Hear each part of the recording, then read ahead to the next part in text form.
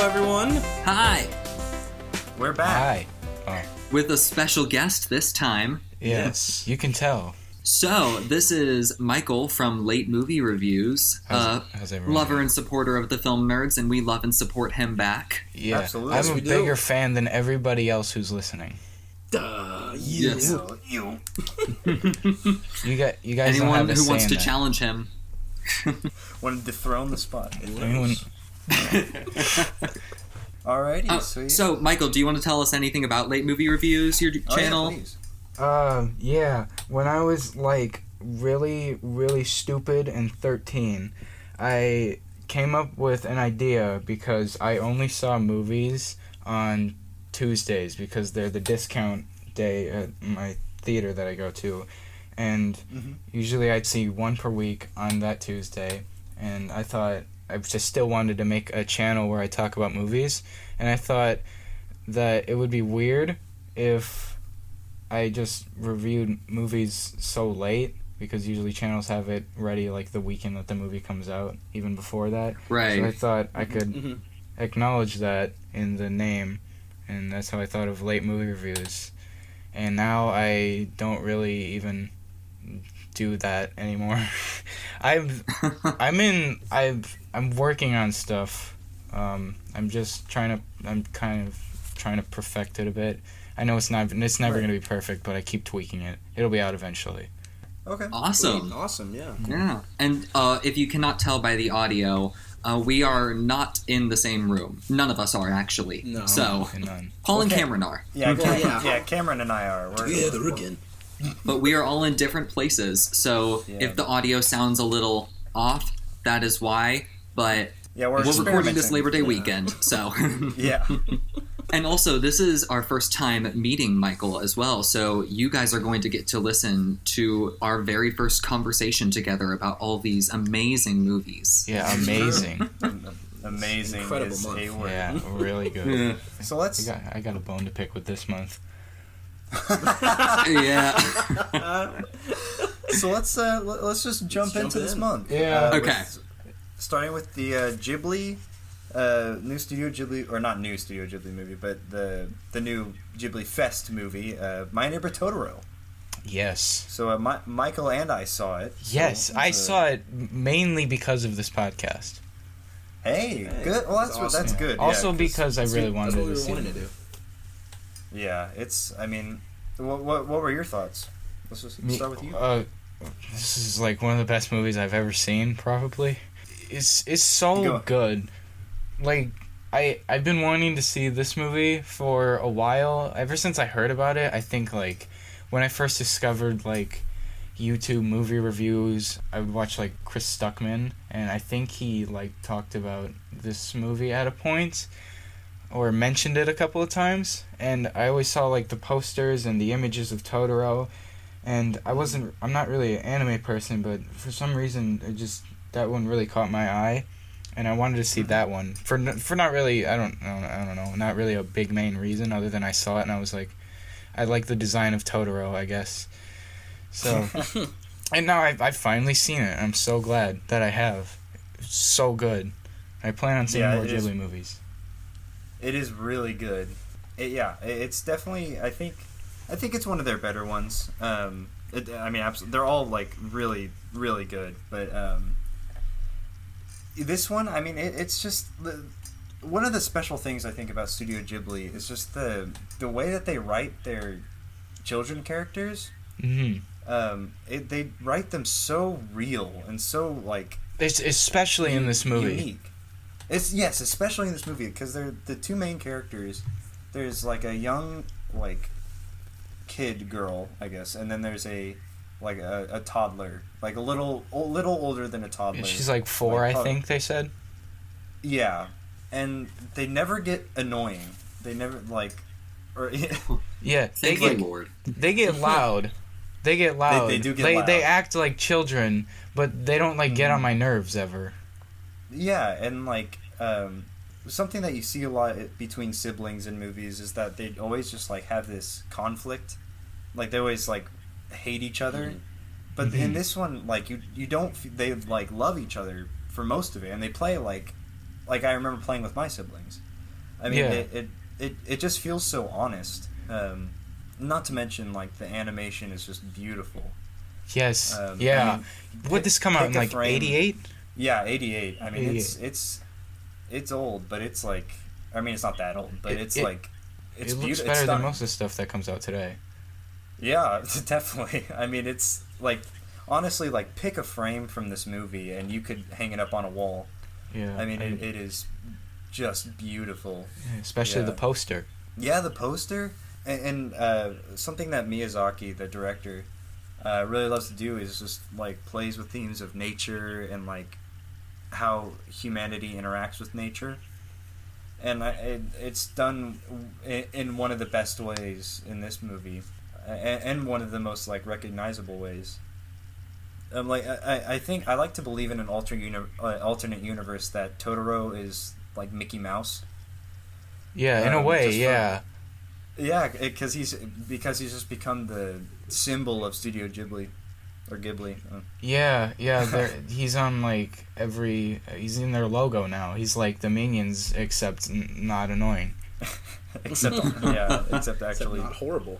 Yeah, not awful. Yeah, they're like a good character, and he never talks. So yeah, I mean, he just says his name, but like barely. Yeah, that's really. I mean, that's really all I have to say. I mean, on it. I mean, it's fantastic. I don't think I like it as much as Whisper of the Heart or Princess Mononoke. But I do like it better than Kiki's Delivery Service.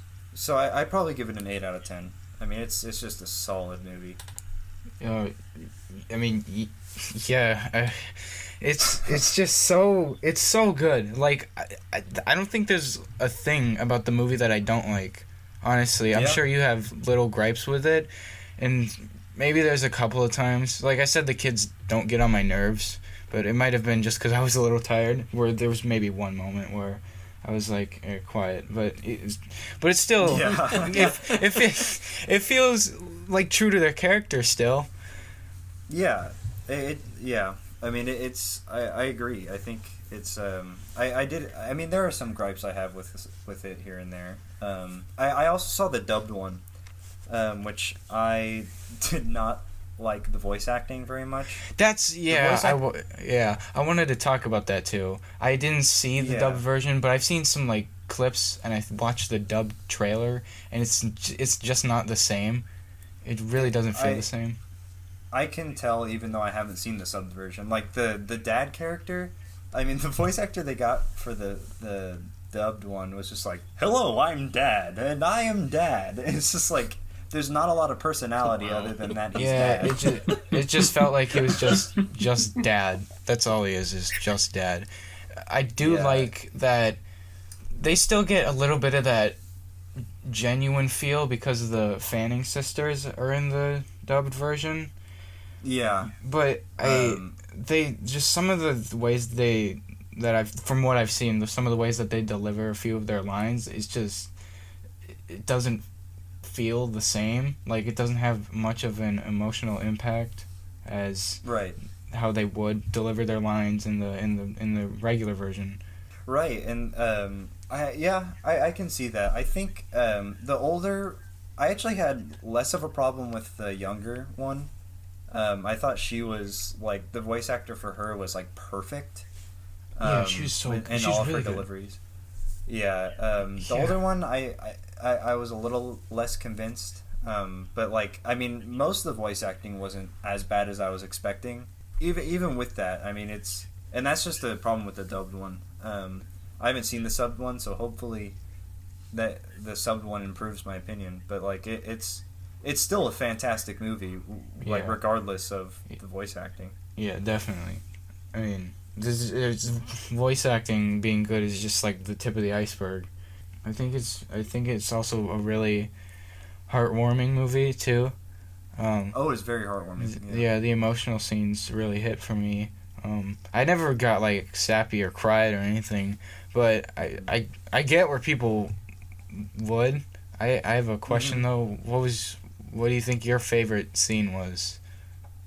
My favorite scene? Yeah. Probably the scene where, like, the they get in the argument over like whenever their mom can't come home. Yeah.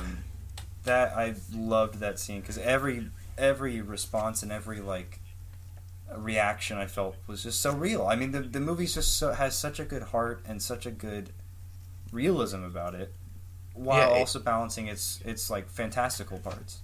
It did feel genuine. It's not like any other like stupid like kids movie or any bad comedy where they have to where it feels like the only reason that these characters are arguing is because the script says that they need to. It really felt genuine because the whole movie, the characters have this weight on them, like their mom's in the hospital and she could die at any moment, and it's carrying over them the whole movie. And once that moment hits where they snap at that point in the movie, it feels like genuine. It's earned. Yeah, I agree. It's great. So what do you think? What's your rating? I give it a 10. Honestly, I think it's one of the best animated movies I've ever seen. Mm-hmm. I put it in my top 5. I'm serious. Yeah. Dang. Okay. There's so much to. It's so rewatchable. It's like not. It's the opposite of boring. Like no, I absolutely agree. Yeah, even most of the movie is like the beginning of it is them like, oh, what's in this room over here? Come help me carry this thing. So we're moving into the house. Oh, look at the new house. But it's like, it never gets boring ever. I never got bored, not one time. I'm looking forward to the next couple movies, or the next Studio Ghibli movie. I plan on seeing Spirited Away and maybe Princess Kaguya. I don't know about Arrietty. If I check out Arrietty, then I'm definitely gonna check out the other two because I care more about like Princess Kaguya and Spirited Away. Okay. Apologize to the audience, Josh. Yes, audience. If it seems like I sound a little different right now, that is because my mic was not properly connected, and it took me 20 minutes to realize that. So, I have no idea how the first 20 minutes of this video is going to sound with me, but I guess we'll find out. We're moving on to the farewell right now? Yes. But before we do that, I forgot. Remember, Josh, I told you I wanted to say a quick thing real fast? Oh, yes. Yeah. But you wouldn't tell me what the thing is, so I really want to know. Yeah, I wanted everyone else to hear this. You know, I listened to the June podcast. Okay. And I very much enjoyed the podcast. And I listen to the podcast usually. I have it on the background while I'm doing things. Like at the time when I was listening to the June podcast, I happened to be cutting the lawn, and I have not seen the souvenir, and I was cutting the lawn, and I just assumed, it was only Josh seeing this movie. He'll just skim over this real quick. But there was a moment where you got pretty frustrated and yelled a big spoiler. Oh, I did. I'm sorry.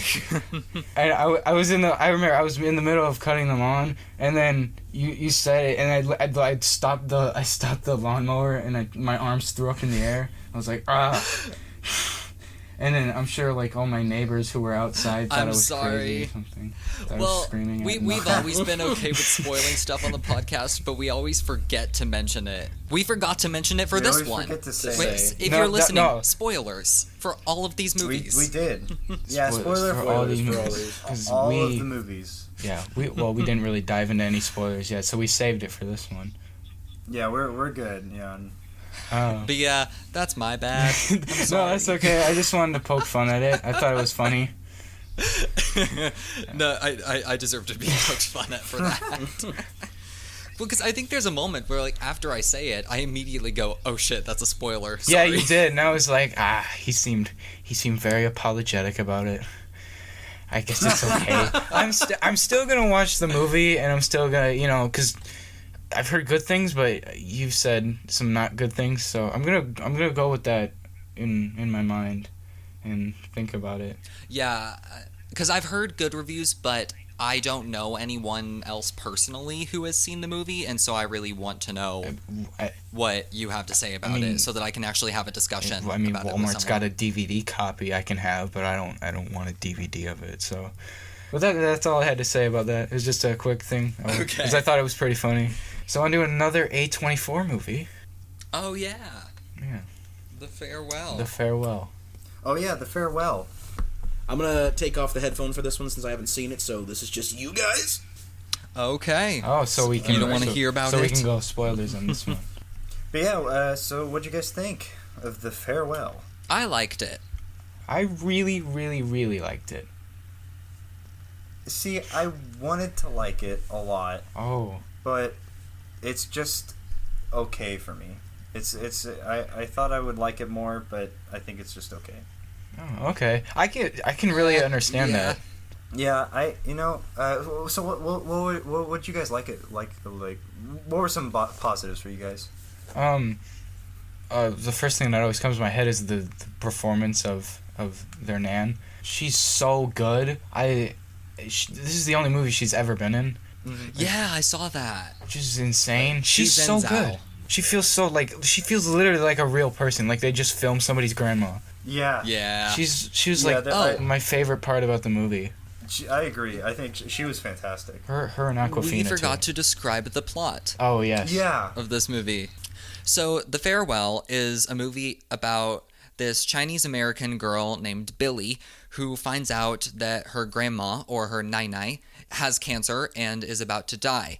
And so the family is using a faux wedding as an excuse to get the entire family back to China to visit her one more time and be together one more time before she dies of cancer. But nobody is actually telling her that she has cancer. Everybody except her knows, and apparently this is a common thing in Chinese culture because they don't want to worry the individual about their demise. They're more focusing on what's good for the family as opposed to what's good for her.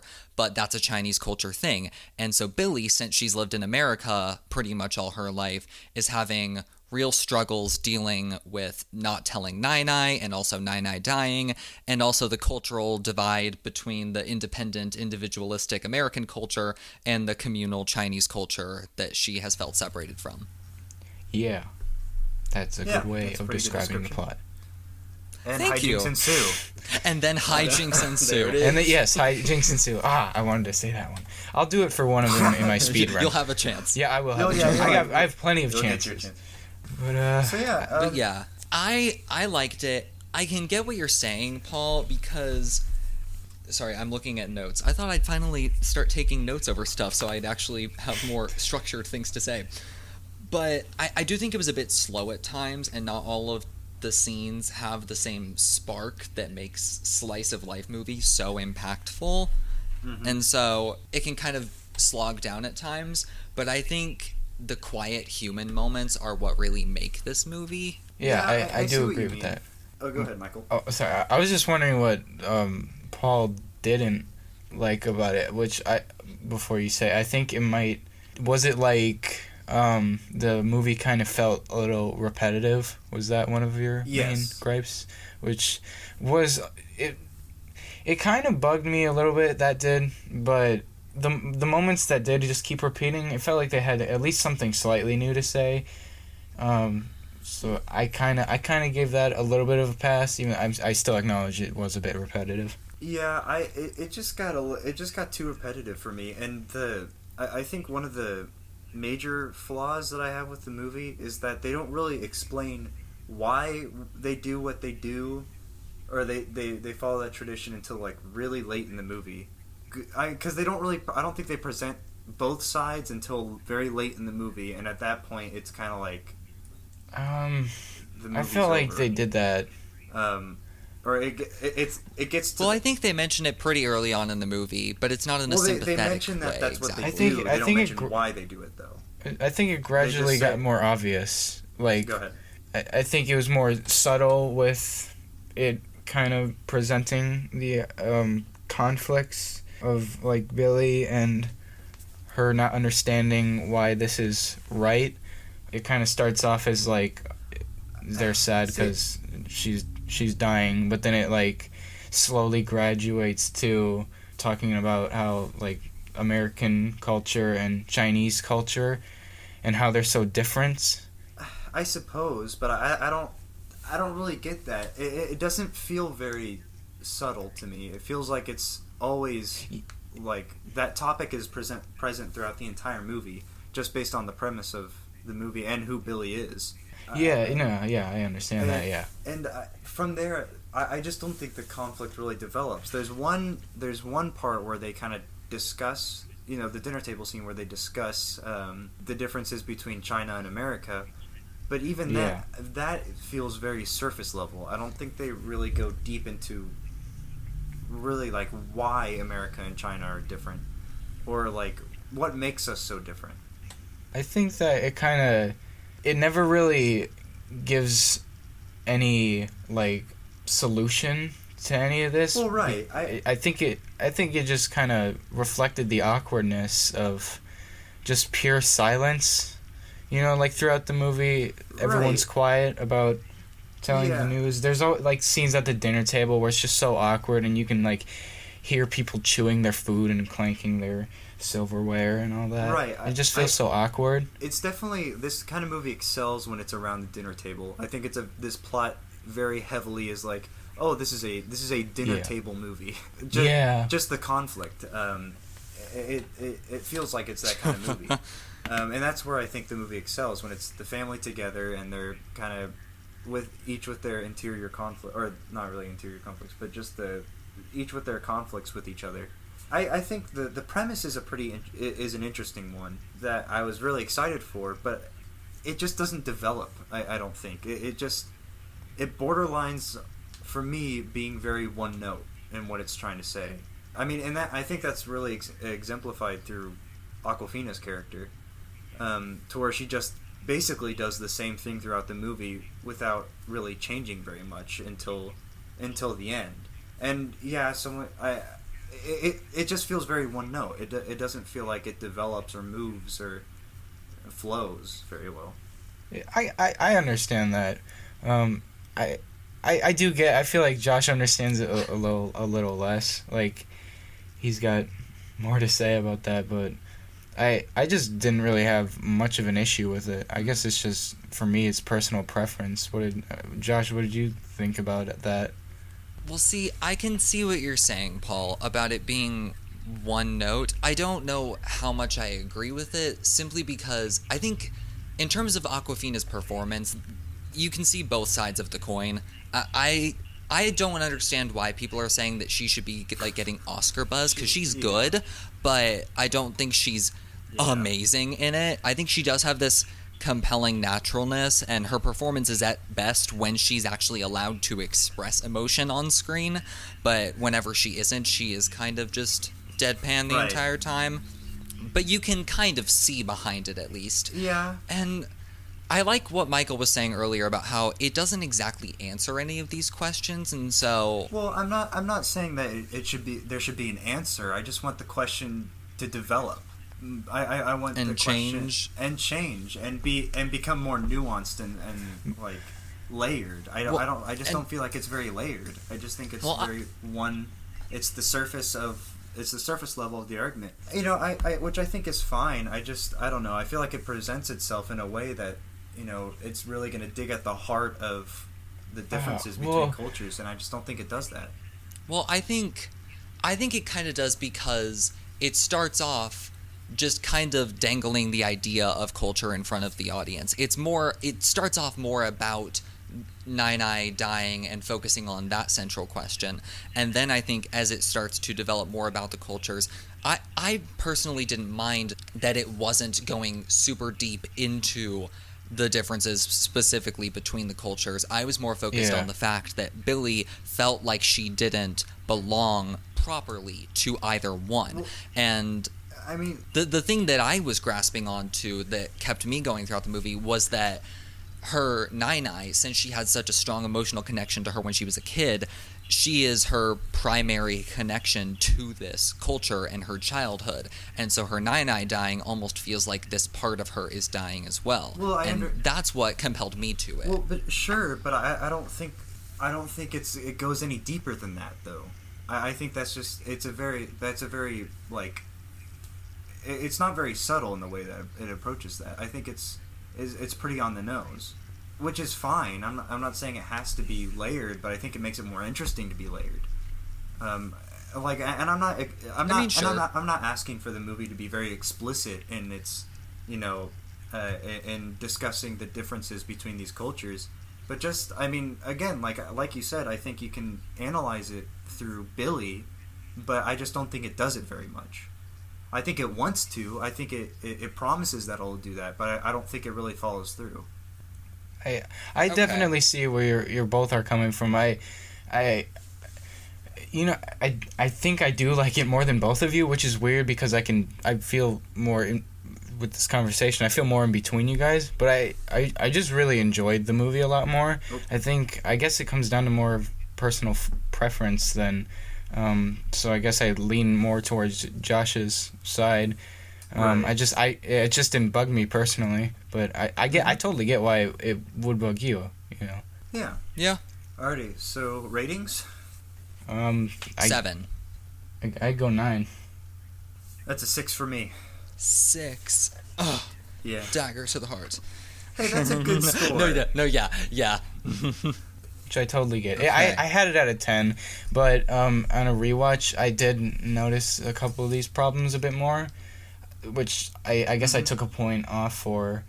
I acknowledge that these problems do exist. I just didn't have a personal issue with them, and a couple of things like I thought like that the wedding dinner scene when they're all like drunk and they're like dancing at the table and stuff. It seemed a little bit out of place.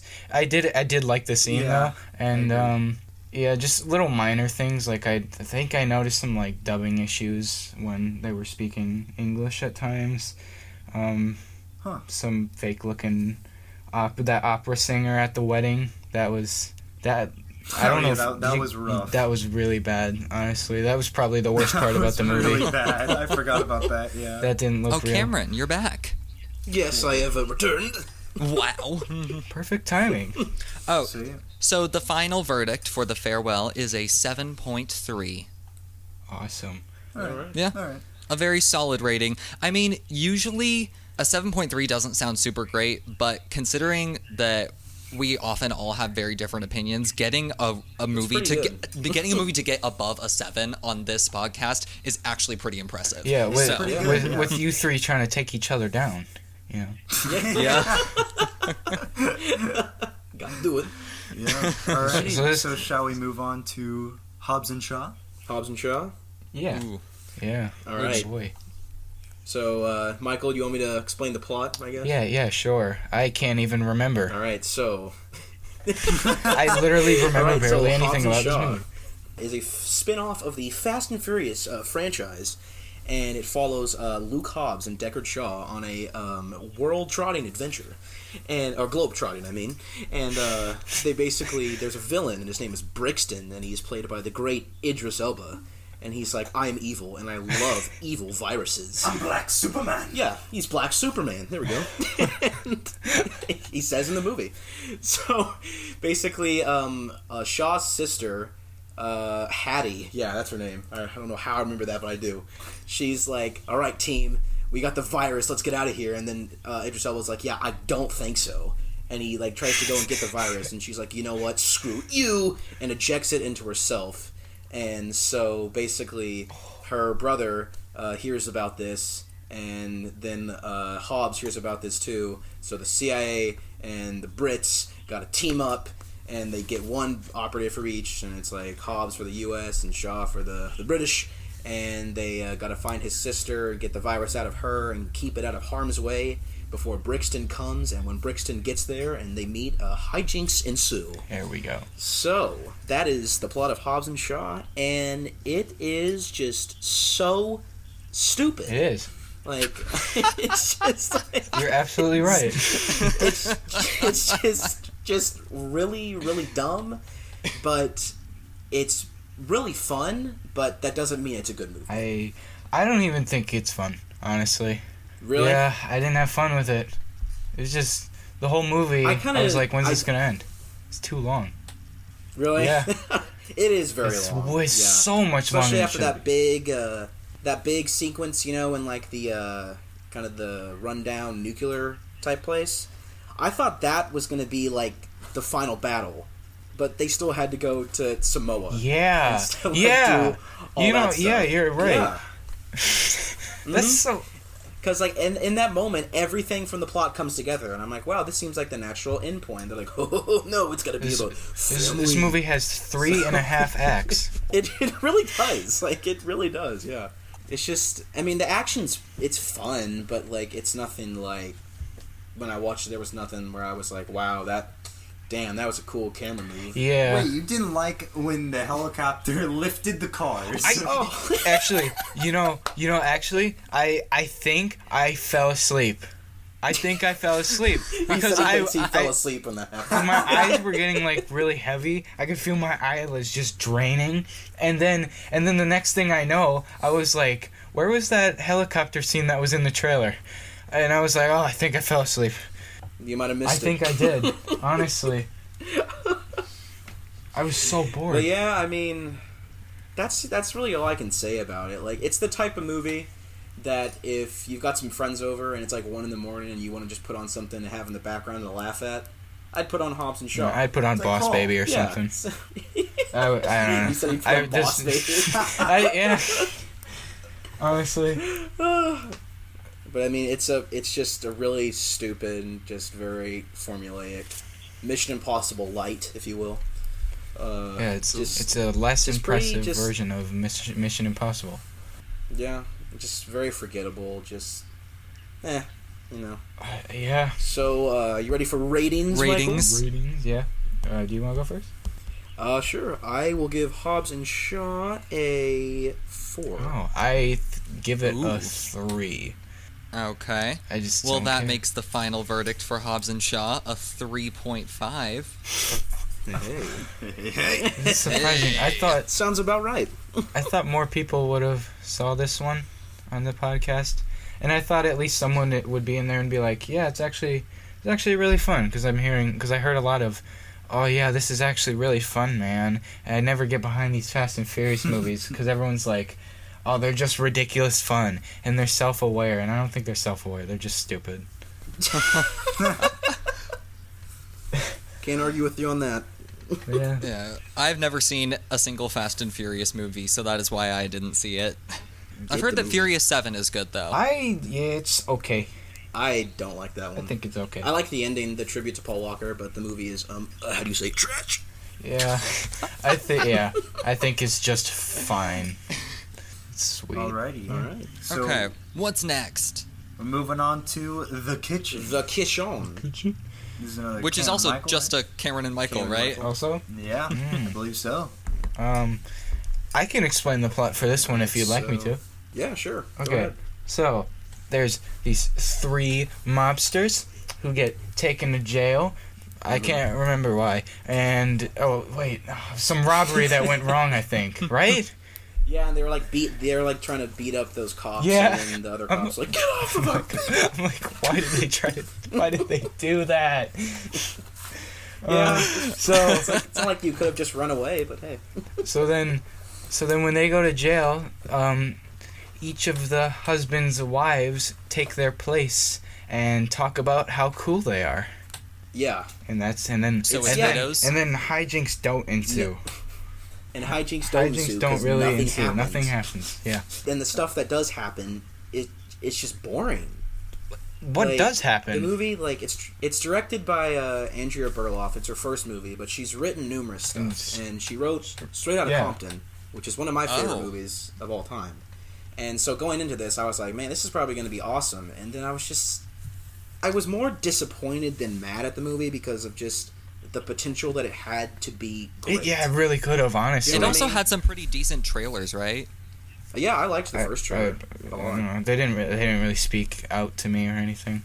I just saw the trailers and I was like, I feel like nobody's gonna talk about that because it kind of came out of nowhere. Mhm. Yeah, I looked at the calendar for August and I'm like, oh, there's a movie starring Melissa McCarthy and Tiffany Haddish. Yeah. Yeah. And Elizabeth Moss. Yeah. Who And, I yeah. will give the movie credit. the only character I really actually cared about was Elizabeth Moss because she actually does stuff. She doesn't just like does the be most. like, I am a mobster and you will respect me. Yeah, that's it's like that's not interesting at all. Like, it's I don't know. Like, there needed to be I don't know. There needed to be a part where like you see them do something like really cool and just kind of like badass, and then you're like, wow, man, they really like took their spot, and like now you can like just have them talk about how cool they are. But it's just like one scene of them going to this guy and they're like, hey, don't pay them, pay us. And then the guy's like, all right, and he gives him the cash. And then we get a montage of them going around getting money from everyone. Yeah, I It's don't why? Like, did they do anything? Like, why would what that did happen? They just say, give us money, people, and they're like, oh, all right, and you're just like, dang. Yeah, they're like, God, those are some badass ladies. They're just getting money from people. yeah, like, You know, it's why just why show them doing cool things when you can just insist that they do cool things? Yeah, they do you can just have Melissa McCarthy be like, all I've done for the neighborhood. Yeah, I'm like, what did you do? I was like, what? Didn't do anything. Yeah, what did? Yeah, she didn't do anything, or she might have. I don't know. Can I spoil something? Or Josh, are you wanting to see this? No.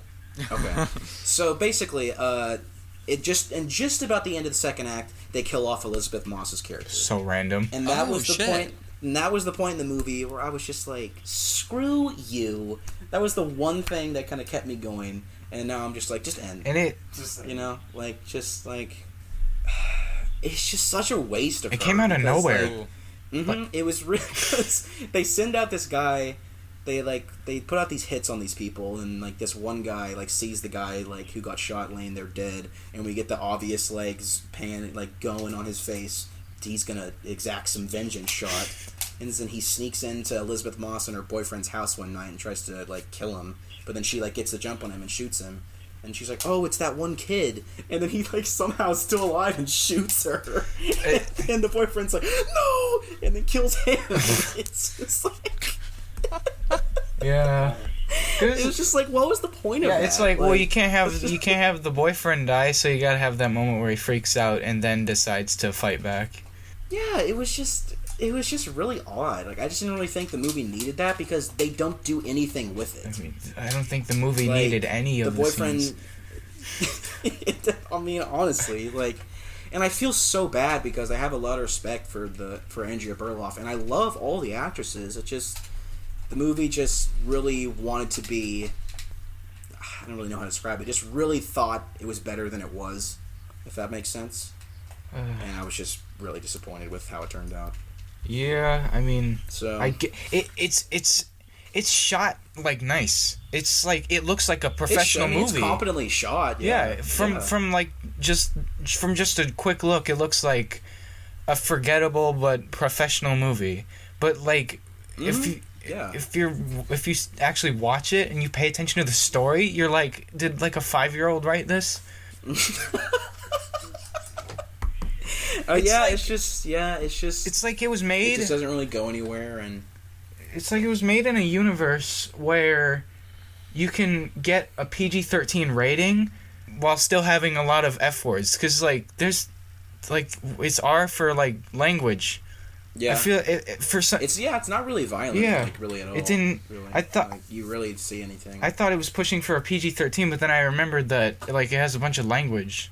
So I'm like, yeah, they said a bunch of F-bombs. Yeah, so why'd like, you? well, it is an R. Yeah, why'd you hold back on the violence? It's a mobster movie. All right, so do you have your rating, Michael? I do. I give it a 2.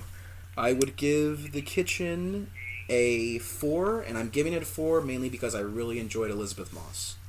Because I can do math, that makes the final verdict for The Kitchen a 3. Wow. So, we are 1 for 3 for Dang. August in terms of good movies. Pretty good month. There you have it. And The Farewell wasn't even an August movie. It just came here in August. So Yeah, so that doesn't even really count. It came. I saw it before. Actually, no, I did see it in August. Never mind. I thought What movie? The Farewell. I thought. The I thought I Farewell. saw it in July. Farewell. That's my fault. But yeah, pretty good month so far, if you ask me. All right. So what's next? So next movie is Good Boys, Oh, I saw that one. I did. and that's a Also. Josh and Michael. Alrighty. So, yeah, if you haven't heard of Good Boys, then that probably means you haven't been on YouTube for forever because Good Boys. Rated this R. movie has been advertised so much. Yeah. And honestly, You can't see your own movie.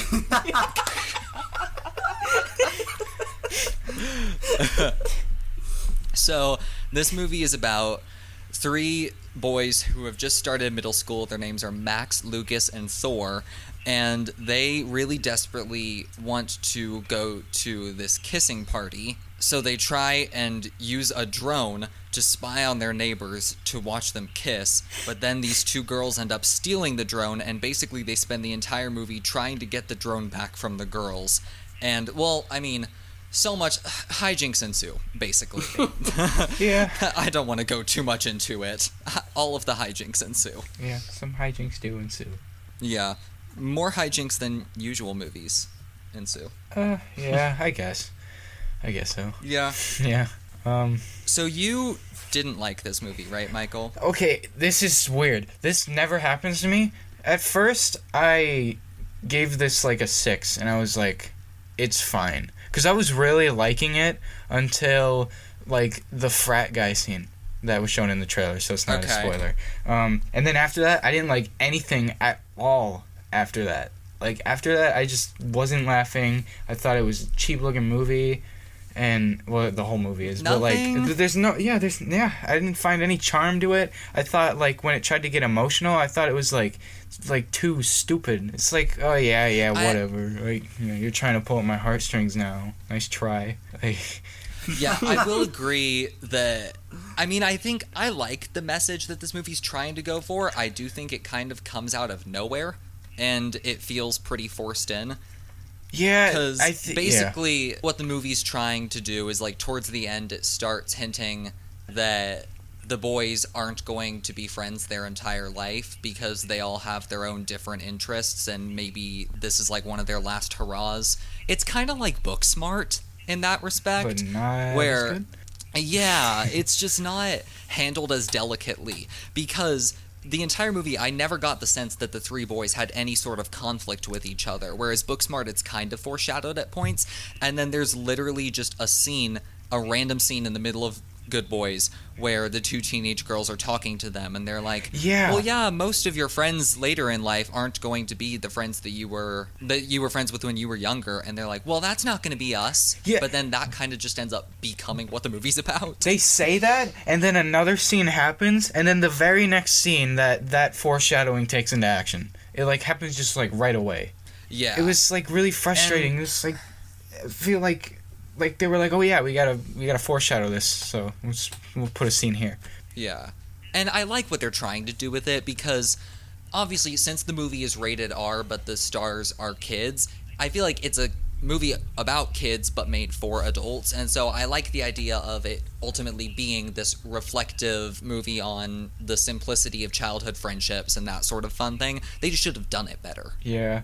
I wanted to go back on what I did like on my first viewing. Okay. The part that I did like, I found out, I thought it was like about 75% of the movie.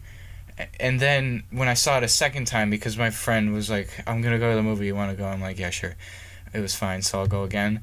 and I realized that the parts that I did like, it wasn't like 75% of the movie. It was more about like probably 60, maybe a little less percent of the movie. And the parts that I thought were funny just weren't funny a second time. It's like it's a one-time joke, and then I didn't laugh again. It has no rewatchability. That's my biggest issue. Oh, that's frustrating. Yeah. I've only watched it once. But I think in terms of the comedy, it's not exactly inspired or clever, but the boys at least deliver it well, and so I think that's good enough. Yeah. I mean, I was laughing simply because I think the humor mainly comes in the cluelessness that they have toward how the world works and how they just overanalyze every situation and overcomplicate every situation when they don't need to. Sometimes. I think sometimes I worked and sometimes didn't. I thought there was like a weird, like at times they really understand like real issues, like you gotta give consent before you kiss the CPR doll, but then at another point they wouldn't know, like they think like they think that these like sex toys are like ninja gear.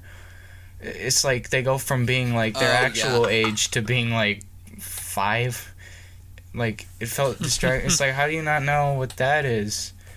Well, I didn't know what most sex toys were when I was their age. I don't know. I'm trying to think of a better example, but it happens a lot No, in the movie. I mean, I get that, though. I get it. It's not even... Yeah. I don't think it's that big of an issue, but just the fact that I don't really like the movie as much, it just... The distraction kind of seems bigger to me. It distracts me even more. It's not as consistent. Yeah. Which I could forgive Yeah. if the movie, I think, was better. But I guess I get why people like this one more than any other, like, Seth Rogen comedies. And I didn't realize that Seth Rogen didn't write this. Yeah. He just produced Yeah, it. he's just a producer. I say Seth Rogen because, like, this can be thrown in the pile with, like... Because it's very similar to Superbad, and, like... You know, it's got the same, like, feel. The movie literally looks exactly the same like any other Seth Rogen comedy, like, visually. There's no outstanding cinematography. I think the relationship between the boys and the girls is probably my favorite part about the movie. Yeah. I think they had some sort of an arc, at least. Yeah, and I liked how the situation kind of got more and more crazy and insane, just simply because, like, even though they are both totally different, they all have that shared, like, aggressive desire to get something. Yeah. I mean, I don't know what to say. Yeah. Like, Okay, yeah. Should we go to ratings? I guess so, because I have, like, nothing to really say. Mine is a 7. Mine, it was a 6, but now I give it a 4. Oh. Dang. Okay. It dropped a little bit. Yeah, it dropped a lot. I thought, okay, a 5 should be fine, but I don't know. It feels more like a 4, a very heavy 4, but I can't see myself ever watching it again. Watching it again. Yeah, not rewatchable. Well, that is a 5.5 for Good Boys. Yeah. Alrighty. What's up next? Up next is the Michael speed run. Okay, all right. Okay, how many movies did you see this month, Michael? Like 15 or 16, I think. Ooh. Dang. Goodness gracious. That's so I'm gonna say that's a lot of movies. I'm gonna save the ones that I really have things to say about for the end of Like my the banana speed run. split one? Oh my god. Yeah, because we obviously don't have enough time to go deep into all of these movies since there are so many. So we're just going to do quick snippets of your thoughts on all of them. Okay. I think... And just go from there. Yeah, I think a good place to start is Dora and the Lost City of Gold. Let's do it. Okay, so Dora and the Lost City of Gold is about Dora, who was like 5, and now she's like 15 or 16 in the movie, just so that they can cast person who has some sort of actual acting abilities, because, you know, like 5-year-olds can't act. Dora's parents are explorers, and they want to search for the Lost City of Gold named Parapata, and for not really any reason, I guess just because they're explorers and they get the thrill out of it. But Dora also wants to explore this lost land, and there are some people who are hunting after Dora to get to the island before she does, so that they can collect all the gold, because they are greedy. Greedy gold. So it's made by James Bobbin, who made The Muppets from 2011. The Muppets, yeah. And I never really got the impression, it never felt like that until the very, very end. There's a dance number during the credits. And it felt very similar to the Muppets dance number at the end. And that's definitely my favorite part of the movie. Other than that, I thought the adventure scenes were boring. There's no consequence. Like, there's a moment where they're in the quicksand like they are in the trailer, and everyone gets out except one guy, and then the one guy that doesn't get out, they find out that there's a hole underneath it, so he just falls through the hole and he's fine. So it's like, it didn't really matter. It's just a dumb little kids movie. It's not offensively terrible. It's just forgettable. It's fine for a mediocre movie. It's fine. That's a good a good compliment for it. I give it rating. I give it a 4 out of 10. Okay. Yes. And then I think I'll add it to the list. the next one is Dora and the... oh, God, I'm so stupid. I just read that. I read the same thing twice on my list. I put it... Okay, the next one is... Did anyone see The Art of Racing in the Rain? No. Okay. No. All right, so that is the next one. So The Art of Racing in the Rain is about a dog and he sees life from a dog's eyes, but his owner is a race car driver, and it's just kind of the life of this race car driver through the eyes of the dog. It's like A Dog's Journey, except I think it's way less stupid. Okay. It's got its moments of dumb, like it's appropriate for kids, but I don't think it's targeted towards kids. I think it's actually all right. I think it's an okay movie. Hey. Like, I think this might be one of the lowest 6s I'll ever give. So there's my rating. That's a 6. Okay. I think it's just all right. In Dog's Journey, remember how a character gets cancer for no reason and then it's gone? Yes. Yay, somebody got cancer and now it's gone. Hooray. Oh, cute dog movie. That's what I found kind of angered me about that movie. Inconsistent. I hated that. Yeah, and in this movie, it feels more serious when it tackles moments like that. The stuff like that? Well, that's good. Yeah. Well, and actually, there is a character that does get cancer. There's consequences, and she dies. She literally dies. Oh. I'm just glad that it was more mature than that stupid Dog's Journey movie. Dog's Journey. Yeah. That was my big problem with it. So. Yeah. This one sounds a lot better just from what you've said. It does. It seems more like... There's some moments where the dog's like, ooh, I'm gonna get a treat. I don't know, or something stupid. Stupid, dumb jokes of, like, the dog being like, oh, look how cute I am. I'm a dog. It focuses more on the humans story.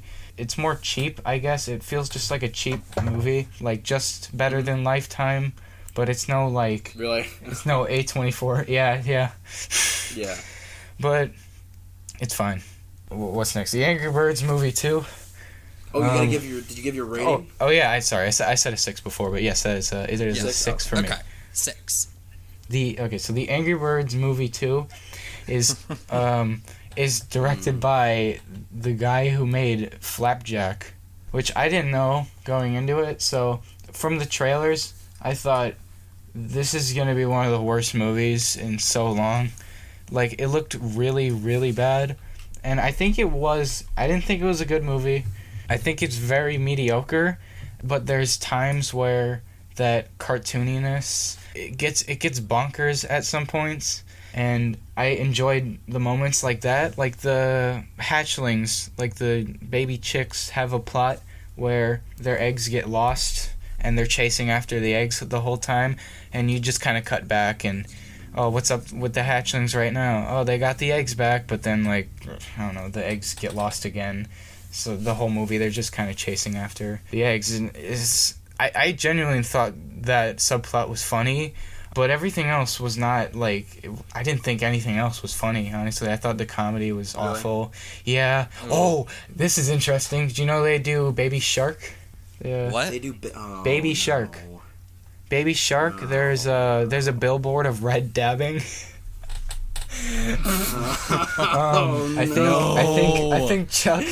think Chuck does some Fortnite dances too. I'm not kidding. This isn't a joke either. Because that's what's funny. I wish. Right? I got a kick out of That's it, what but makes not kids' in movies funny. Yeah, I got a kick out of it, but not in the way that it really wanted me to. Because I That was it like, wanted you oh to. my god. Yeah, it made me point at it and laugh at it and not laugh with it. But I liked how it did feel cartoony, kind of like a Saturday morning cartoon at times. But that was mainly in the hatchling plot. That's why I really like that subplot so much. Yeah. But that doesn't even connect to the main story at all. The main story is just boring. What's up with that one pig guy that has like the glasses and is like the tech guy or whatever? Oh my god. In the trailer, he kind of made me laugh, but His name's Gary, and he's there for, I don't know. You know how like the Ice Age movies have a lot of useless characters, and the cast keeps growing and growing, and it's just unbearable?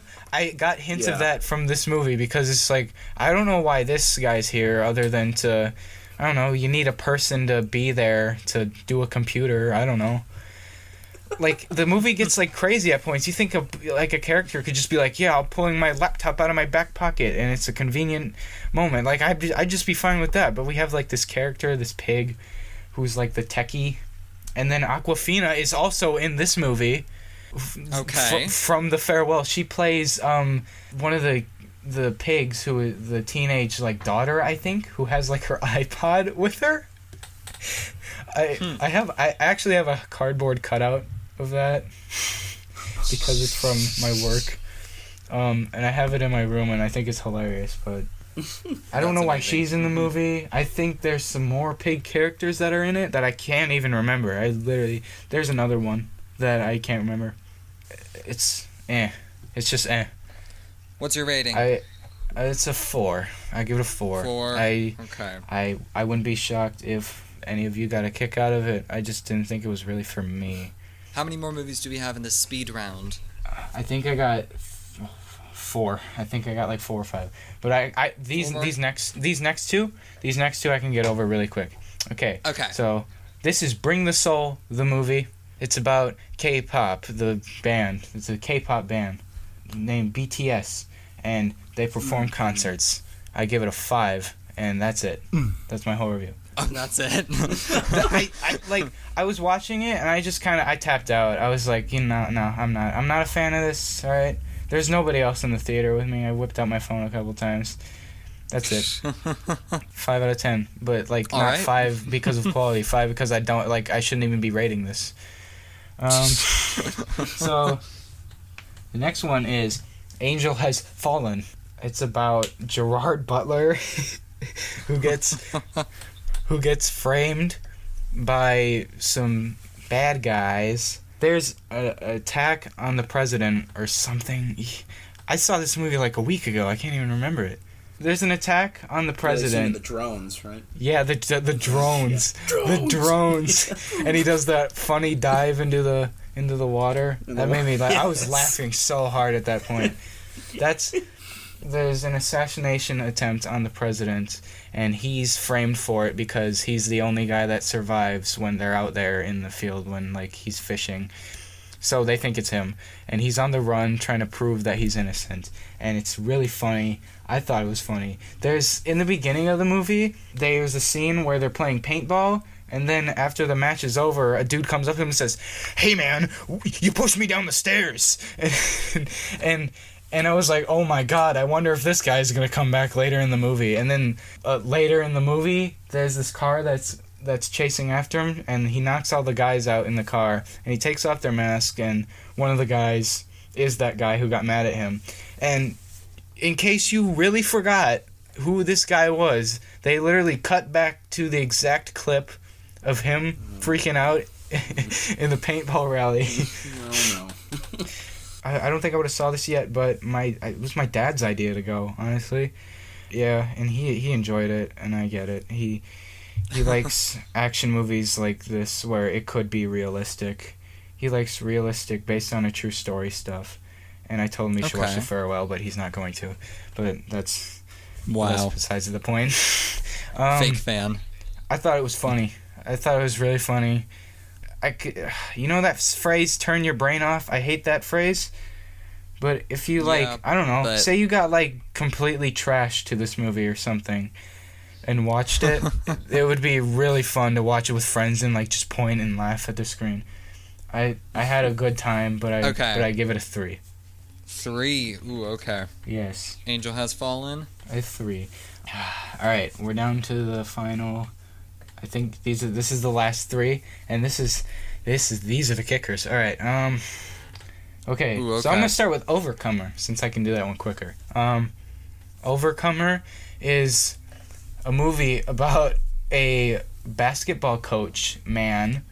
Something happens to his team. He doesn't have his team anymore. Everyone's quitting his team, or the school takes his team off, and he's forced to be the coach for track. And there's only one runner on his track team, and it's a girl who comes from a family where her mom is dead and her dad is supposedly dead, and she lives with her grandma. And Jesus, praise the Lord. I don't know. I hate these movies. Are some of my favorites. Like, I saw this in a packed theater. There was a guy on my left and there was a guy on my right. They both clearly enjoyed the movie. The guy on my right, I think, was catching on to me. I was holding in my laughs, and I think he saw me. And he looked over at like the sad scenes at me to see, I think, if I was crying. I was trying not to look back at him, but it was so. It was so bad. Yeah. Oh. It was funny. These religious movies are just so funny because they try so Yeah, they're hard. usually so bad. They're awful, but I love watching them. I had Oh, yeah. Which is real unfortunate. I have so much fun. But like usually when I have like fun with a movie and it's awful good, I usually give it a 3, but like there's nothing good about this movie at all. The acting's awful. The guy who directed it, I think, is the main star too. The track coach. He's so bad. Oh, no. You have to He watch told me the why trailer. so it. I thought it was hilarious. If I was alone in that theater, I would be like screaming. Okay. Yeah. What's your rating? I give it a 1. Oh my gosh. It's a 1. That's a 1 for me. The movie. All right, the next one. I think that's the first one that's ever been given on a podcast. No, Lion King. We gave Lion King a 1. Yeah, You did. You did. Actually, I relate to you. I also gave Lion King a 1, so Solid. I'm proud that somebody really understood me. That was a stressful podcast, and I felt very relieved. So the next movie is 47 Meters Down, Uncaged. Oh Lord. I wanted to see this just because it looked so bad. And then I thought, no, I wouldn't waste my time with it. They're not even 47 meters down. It's just the name. This movie makes no sense at all. It's about 4 stupid high school girls who want to go like cave diving, and there's a blind shark in there, and the shark's Okay. trying to eat them. boy. And hijinks ensue. So I am not a shark expert, right? And I'm no diving expert. I don't think I've ever went diving, but they're constantly low on air throughout the whole movie. And you think that since they're so low on air that they would not use it, like they would try their best to use as less air as possible, but they're so stupid. In one scene they'll be like, oh, look at that, my air's low. And then in the next scene, they'll be like, oh my god, a shark. And use up all their air. I remember like 10 minutes go by, they go from 100% to like 60% in like 10 minutes. And then an hour of the movie passes, and then it's like, oh, my air dropped like 6%. Like, and the movie is less than an hour and a half long. And there's so many scenes that go on for so long. There's a whole scene dedicated to something that could just be 2 shots long. Like, Ooh, I think there's a scene where there's a character down there that is only there to die. PG-13 violence. I can't even see the image. Like, I can't even see the image most of the time in this movie. Because it's PG-13. It's underwater. You gotta shake that underwater camera. The shark's, like, blind because it adapted, or in that cave, so it doesn't need its eyes, so that it evolved without eyes. And they explain, like, that all the fish are like that, too. There's a moment where before any scary stuff happens, well, no scary stuff happens, but before any like attempted scary stuff happens, Yeah. there's a fish that's swimming underwater, and they're like, oh, it's this kind of fish. It's underwater because of blah blah blah. And it evolved without eyes, and then the fish screams like the fish just screams. The fish Like the fish screams. squeals and then swims away for a jump scare. I'm not kidding. Oh, that's pretty incredible. I was like, what am I watching? The movie is so bad. It's so slow. It for like 75% of the movie, and then in the third act, it goes by too fast, like way too fast. The movie's an hour and a half, not even, and it feels so long. It was such a painful experience. I hated watching it. It was so dumb. I think my friend that I saw it with said it was the worst thing he's seen all year. I don't think it is for me. Ooh. Because What's your rating? 1. Another one. Another one. Another one. Wow. All right. Another one, yeah. This is the One more. one more. This is the oh boy. I'm disappointed that I have no one else to relate to with this movie. So this is the Banana Splits movie. If I loved this show. you know what the show is. Yeah. So, do you know anything about this movie? No, I know nothing about it. I didn't even hear about it. Okay. All right. So the Banana Splits movie is about a little boy who really likes the banana splits, and for his birthday party, his family gets him tickets to a live performance concert in a shady-looking studio. But when the Banana Splits find out that their show is about to be canceled and taken off the air, the newest update on the animatronic Banana Splits, it just doesn't, they don't like it, and the computer freaks out and they start killing everyone. Oh.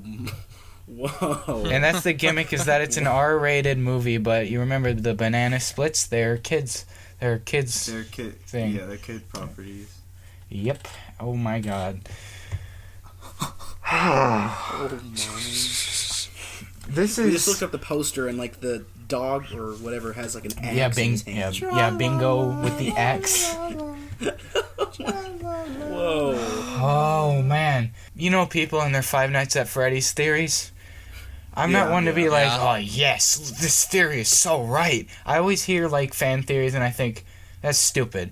And when I first heard somebody say this is a Five Nights at Freddy's movie, I'm like, come on, are you serious? Just because they're like animatronic and they kill people, it kind of gives this Five Nights at Freddy's vibe. But hearing about it, it actually makes sense because Warner Brothers originally had the rights to a Five Nights at Freddy's film. Yeah. Plenty of scripts were tossed around and eventually scrapped. So they eventually just sold it to Blumhouse, and now Blumhouse is going to make the movie. So Warner Brothers has this script or a few scripts kind of laying around, and they're like, we have them written, we could do something with it. Well, we could just replace the names of all the Five Nights at Freddy's characters with the Banana Splits. And when I heard that actually makes a lot of sense. I do believe that I'm pretty confident that that's what happened. That had to have been what happened. Like, there's no way that somebody pitched a Banana Splits movie. Yeah, that's just not possible. Yeah. Oh boy. So now we're getting into the plot. So, so this kid who's like, I think he's supposed to be like 8 years old, who is a huge fan of the Banana Splits. And everyone in the beginning of the movie is like, this kid's so weird. I don't want to hang out with this kid. He watches the Banana Splits. Nobody likes the Banana Splits anymore. And I guess it's like airing still. For some reason it's airing. It takes place in modern day. People have cell phones, which they could have just set it. And the Banana Splits is still on? Still running, I guess. Wow. Everyone is always like, oh, this kid's so weird. I don't want to hang out with this kid. And then when they get the tickets for this Banana Splits live performance, and when they get there, that kid is literally the youngest thing in the audience. Like, I don't think there was a single person younger than that kid. The whole like beginning, everyone's like, oh, his Banana Splits, he's a little too old for that, isn't he? And then everyone else is like in their 20s. We have a character. I'm gonna assume that he's supposed to be like 20. He's like this guy who's streaming on Instagram. And he's like, "Yo, what's up, guys? We're gonna be live streaming the banana splits live." And then they say that they can't have phones in there, so his girlfriend like sneaks in a phone. And so it's like, this guy's kind of a jerk. He's I don't know. Like, why does he need to die? He's a fan. I don't know why the animatronics want to kill fans of the show. I thought they'd just be like killing like the studio heads or something. But they're killing like people who paid to show up and watch them perform. Everyone's so like stupid and cartoony, and I don't even think people enjoy this, apparently. From what I just figured this out earlier before we started the call. Josh pointed out that it's got like a 70 on Rotten Tomatoes, which I had no idea. But people are enjoying it as this stupid, fun, ridiculous horror movie. Like, the effects look awful. Like, it's practical effects, but they look really bad. The blood looks really watery. Like, I'm tired of seeing movies. I don't care if this is like a sci-fi TV movie or not. I can make better blood. Like, you can easily find a better way to make realistic looking blood. It's so easy. It's the easiest thing in the world. It looks so like too cheap. Like, for a TV movie, it's too cheap. I've seen TV movies that have looked way better. They're choosing to do practical effects on like every kill, and I like that. I don't think there's any CG at all, and that could be a really good compliment to the movie. But not even the practical effects are good. Like, that's the only thing I can, I guess, give it compliments for, because all the acting sucks. I'm losing it talking about this movie. I feel like I don't even make any sense. I feel like I'm going insane. What's your rating? I give it a 1. So that's the... What a surprise. I did the last 3 ones. Solid 1. Solid 1. This is the worst movie I've seen all year, by the way. Dang. Everything's wrong. Everything is wrong. I hated it more than Child's Play. I know that one of you saw Child's Play and actually enjoyed it, but that was a painful movie as well.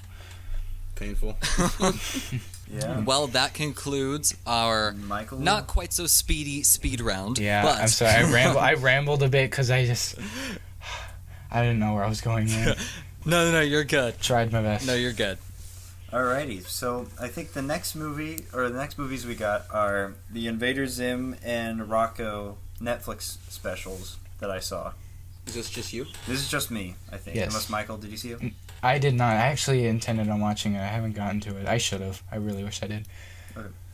Yeah. So I'll avoid spoilers then. Okay. But it's not really much to spoil. But but so yeah, I'll start with the Invader Zim movie. Invader Zim: Enter the Florpus. That's incredible. It's great. If you've ever watched Invader Zim, I mean, it's the same art style by Jonan Vasquez, and it's incredible. I love like the jagged, dark edges and like everything. The new movie kind of softens it up a bit to where it doesn't have the same kind of look that the show did. It's more in line with the comic books, because he's been doing that for a while, ever since like the show ended. But yeah, I mean, it's one of the funniest movies I've seen all year. It's just its its absurdist sense of humor is just right up my alley. Okay. It's hilarious, and the voice acting is hilarious. The jokes, I mean, some of them kind of fell flat for me, but there are just so many jokes per minute that it just like it does it. If that one didn't work, there's like 10 more coming that do. Yeah. I mean, yeah, it's a really funny movie. If you're a fan of the show, I would suggest watching it. Even if you're not, though, I would suggest watching it because there's really not much context that you need to know. Yeah. Other than the basic plot. Yeah, I gave it a 7 out of 10. I mean, it was a solid. Okay. It was really funny. Awesome. What's it called again? Invader Zim. Invader Zim, ZIM. Enter the Florpus. Enter the Florpus. I love that. Yeah. Did you grow up watching Invader Zim? Yeah, I watched reruns on Netflix, or not Netflix. Sorry, Nickelodeon. Back when we were children and Netflix was in its prime. I don't really have a personal connection with Invader Zim, but I still intend on watching it. I'm sure I'll like it. It's really funny. I really, really enjoyed it. And then Rocco's Modern Life, Static Cling. That was the new Netflix special for Rocco's Modern Life. This was also great. It was also really funny. This one was more of a TV special rather than a movie, I'd say. It's a movie enough to where I'm going to review here. And yeah, it was really good. I mean, the voice acting was great. The animation was great. It was interesting to see it transition from being traditionally animated to like digitally animated. It was interesting seeing the benefits and like downfalls of that. Rocco's Modern Life was always it was a show in the 90s, and it was about like there's a lot of social commentary in it, which made this remake interesting. I was interested to see what topics it would tackle, and it did. It tackled a lot of different topics, from the societal and technological advancements, trans issues. Oh, really? Wow. Okay. Really? Yeah. Okay. It was. I mean, yeah. It did it all really well, at least from my perspective. Surprising. Yeah, and it did that kind of clever thing, kind of like what they did with Captain America, where they're like, Rocco doesn't really fit in with the new century, or like the 21st century. He's trying to figure out a way to deal with all the change that society has gone through, that he missed out on because he was floating around in space. I mean, it's also a meta commentary on the nature of reboots, which is really funny. It's pretty funny. I don't think it's as funny as Invader Zim, but it has more like poignant themes and like social commentary. Okay. That's not very subtle, and there's a lot of juvenile jokes, but there's also a lot of like adult jokes. So I also gave it a 7 because it's really good. I mean, its commentaries and satire is pretty funny. Okay. Which one? What was it called again? Rocco's Modern Life, Static Cling. Okay. Which one did you like more? I'd probably say Invader Zim. Okay. I feel Okay. like Just I like because the Rocco one better, because I have more of a connection to that. It's all personal preference, but I like the art style and humor in Invader Zim more. I just thought Invader Zim was so funny that I would, if I had to rewatch one of them, I'd definitely rewatch Invader Zim. Okay. Okay. All right. Which I've watched both of. I've watched both of them like 3 times. Really? So, Oh, yeah. really? Because I wanted to watch it for when I wrote the review for the paper. So yeah, I mean they're great. They're both 7s out of 10s, and yeah. Awesome. I'd suggest Rocco also, if you weren't a fan of the original show, it's which most likely you weren't because it hasn't been on since the 90s, but it's again, you don't need to know any context really. It's but yeah. So yeah, I think we can move on to Ooh, okay. to Peanut Butter Falcon. Yeah. Yay! Yes. I think it's one we've all seen, right? Have Yeah, we? we've all seen this one. Oh, good. Yeah, Awesome. we're finally at the ones that we've all seen. So that's good. I didn't think I was ever gonna see this movie. I didn't think it would come to me, but it did. Oh really? It did. I was very proud. So yeah, who wants to sum this one up? I can. Okay. All right. So, Peanut Butter Falcon is about this character named Zach, and he has Down syndrome and is in this It's an old old person's home. type, thing, and that's just like where he is. But he's always strived to become a wrestler, like his idol, the Saltwater Redneck. And so he keeps trying to break out and find ways to get out and go fulfill his dream of going to the wrestling school that he really wants to go to. And one day his old man bunkmate man, Gary, I think that's his name or something. Yeah, Bruce Dern. Yeah, Bruce Dern is like, hey, I'll let you out of here, man. So like he opens the window, and then Zach's like, I'm getting out.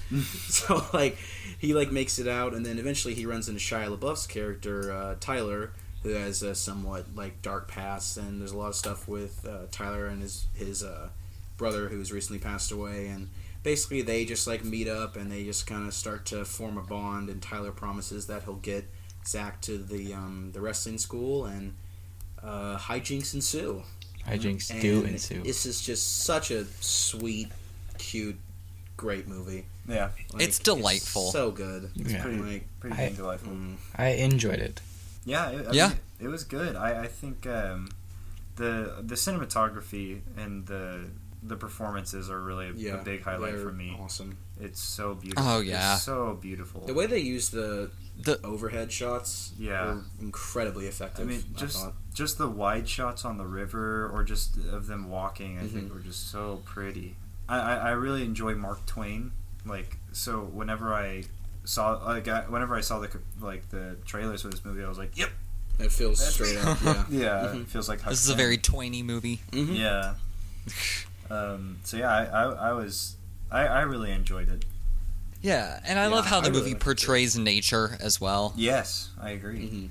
Mm-hmm. I think it's trying to say that people are at their most pure when in nature. Yeah. Sort of in a way how people with mental disorders like Down syndrome are also at their most pure all the time. Yeah. Mm-hmm. And so I liked that little connection. I thought it just made it all the more sweet. Yeah. Mm-hmm. I agree. Just watching Shia LaBeouf open up to him over the course of the movie. And Shia LaBeouf is so also great in this amazing. movie. He is Yeah, a great he's actor. really, He's so really good. And Dakota Johnson. I Yeah. thought she was great as well. She was good. Yeah. Mm-hmm. I was just surprised that Shia LaBeouf could play this likable, sympathetic, down-to-earth, and layered character Yeah. after all the crazy shit he's done. So He might be, a little crazy in real life, but I've always thought he was a damn good actor. What is it? I don't know He what is he's pretty done. great. What has he done? He was in Holes. No, no, I don't know. I think what has he done? no, like the crazy stuff I heard he's he's done. like a crazy Oh. person. I don't know what he did. He fancies himself an artist. There's one time where he went. I don't know where he went with the to. bag on the head? Yeah, I put a Yeah. bag on his head that said, "I'm not famous anymore." Yeah. Mhm. He made a whole pavilion out of it too in L.A. Yeah. And people come see him. Yeah. And yeah, there's again, also the actual Cannibal Shia LaBeouf video, classic. yes. which he didn't technically do, but still, that's not But exactly he's in helping it, and his it's cause. incredible. Yeah. Oh yes.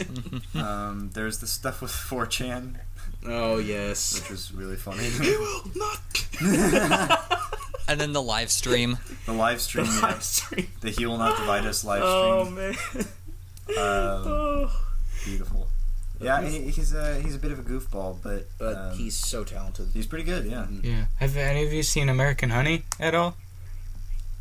No, I've always really Oh, wanted to. no, I I've heard need it's to, great. though. His performance in American Honey it reminded me of the one in this one reminded me of the one in American Honey.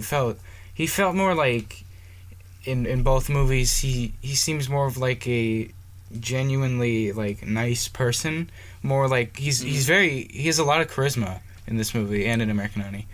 Yeah, he And acts Zach Gottesagin is also really good. He's But phenomenal. he's also so likable. He is, yeah. Zach G. Yeah, he's Yeah, awesome. he's Yeah. fantastic. Makes the whole movie banks on him, and he's so great. He's perfect. Like, yeah. True. It's so. Yeah, I like how the movie never really And- looked down on his character or him at all. Like it Yes, yeah. it treated him like a real person and not like Just like a character. just like they really proved it. Like usually if you're gonna like try to say treat this person normally, but they still kind of like look down on them a little bit. Like, oh, you gotta Right. give him a pass. He's got a mental disability. This movie doesn't do that at all. Like, Yeah. they have And conversations. that's why I loved that. I loved that scene with Raft scene, the raft scene where he's Yes. like, you might not be calling him this, but you're still treating him like he is. Yeah, And I was like, Yes. that was just really that was like my powerful to favorite me. scene, I really honestly. liked that. Yeah, I love that scene. I love how the movie also shows you how if you actually try and listen to people with mental disorders, then you can connect with them beyond just caring about them. Because like Shia LaBeouf becomes a better person because of Zach, and then Dakota Johnson's character, what's her name, Eleanor, Yeah, she Eleanor. learns more from this experience because of Zach. It doesn't just make Zach feel better; they grow makes through it everyone, as yeah. well. Yeah. It's awesome. Yeah. Only really flaw I would say with this movie, because gotta do it. It's just I just feel like the movie just kind of And just cuts off. Oh, Just- the ending it's just sucks. The very ending is abruptly- it's a really bad ending. and it sucks because like that's what you leave with. You know? And Yeah. the other stuff's still so great. Like I love the first act, love the second act. First act takes a little bit Yeah, to get going. the beginning is a little weird, But like once it like after the first 10 minutes through the middle, closer to the end, except for the like end, it's awesome. Mhm. But it's just the end just kind of. I was like, oh, Yeah, really? It's over. Like, Yeah. I thought the spoilers scene- before did anyone have a problem with the scene where they catch up to him when Zach's out there wrestling with the guy? I kind of the whole like all the slow motion and like when Shia LaBeouf was about to get hit, it kind of looked like he knew it was coming and he was trying to ignore it as much as possible. Yeah. Like there I was no kinda noticed moment where that he too. kind of glared over a little bit and noticed before it happened. Yeah. It just Yeah. felt so abrupt. I didn't notice that, but Yeah, I don't know. I just think that I feel like they wanted to have him die, but then at the end they're like, no, it's too dark, and then Yeah, it was just like, yeah, we "Ah, he's want it still to be alive, but happy." he's injured." yeah. Well, Which I'm okay with him surviving. Like that it's not that's not what I care. It's just that they built it up that he died. And you don't even get to see him say anything when he's alive. He just Yeah. pops up in the back like, "Hey, I'm still here, guys." And then cut to black. Like let's like actually have an ending, and you can't just end with like, oh, actually he's alive, even though we've been like subtly telling you That he's throughout dead. that he's dead. Mhm. Yeah. Like I'm like that's you. So like my emotions previously were unfounded. yeah. Yeah. You Yeah, were that's why lying to me. it just seems weird because they have that stuff in there specifically to trick you into thinking Yeah. that he's dead, but then they immediately like go back on it. So I'm like, then what was the point of And that? then then they don't expand on it. Like Yeah. if they expanded on it, I would have been more okay with it. Mhm. It's just they didn't. They were Yeah. just like, nope. Yeah, Yeah. Yeah. I It agree. really bothered me. yeah. But the rest of the Yeah. the rest of the movie's still so good that it's just one little thing, but it's just they were right there, Yeah. and it could have been almost perfect, but that's really the only thing really. That's, Yeah. That's the only thing for me too. I kind of have, I don't know, I kind of need help deciding what I think about the scene where they show up to the wrestling class and it's no longer a wrestling class, it's just his house now, and he's there and it's a normal person, and I feel like he kind of would have recognized him anyway. He's like Zach would have Zach, recognized yeah. it, but they play it off as like he doesn't Like, really he didn't notice. He's like, recognize him? yeah, I don't know about Yeah, that I did one. notice that kind of. Yeah, That was a little weird. Yeah. distracted me. I was like, okay, he's like, he still would recognize. If he's him. watched the video that many times. That many times. Yeah, and it felt really inconsistent with like the message of the movie, like treat him like he's normal, but then it felt like the script kind of had to like be a little convenient and be like he doesn't really notice that it's not him or that it is him. He thinks that it's just some random guy. It felt like it was kind of betraying the message just for a little bit, but it picked back up after that. Yeah. Right. It bugged me a little bit. I don't know if it's portraying the message, but they do portray him a little. Like Yeah. he should have recognized that. Is like I think they portray him a little. I feel like he too definitely soft should in that have. scene. Yeah. Yeah, it's a little out of character, I'd say. I don't know if it goes against the message. Yeah. I just think it's a little out of character. Mhm. But I can It see was- what you're saying. It was a little distracting, but it was like maybe like a 5-minute scene, and then the movie Right. continued being its own Yeah. thing. Like doing the same thing it's been doing. It's a Yeah, charming 90% movie. of this movie is good. Yeah. Yeah, Like, honestly, yeah. Really, most of it really is I really think good. it is great. a very solid movie. I'm glad that I saw it. I saw it as soon as I possibly could, actually. Should we go to ratings? Yeah, let's do ratings. Let's do it. Okay, mine's an 8. It's an 8 for me. That's a 7 for me. And it is also a 7 for me. Nice. Okay. Sweet. Well, that makes the final verdict for the Peanut Butter Falcon a 7.5. Oh, a Hey, higher yeah, score that's good. than The Farewell. Yep, We haven't that seen it, so I don't is, know, but it is Yeah, currently boy. the highest rated movie of this month so far, which is honestly kind of sad that it's a 7.5. Yeah.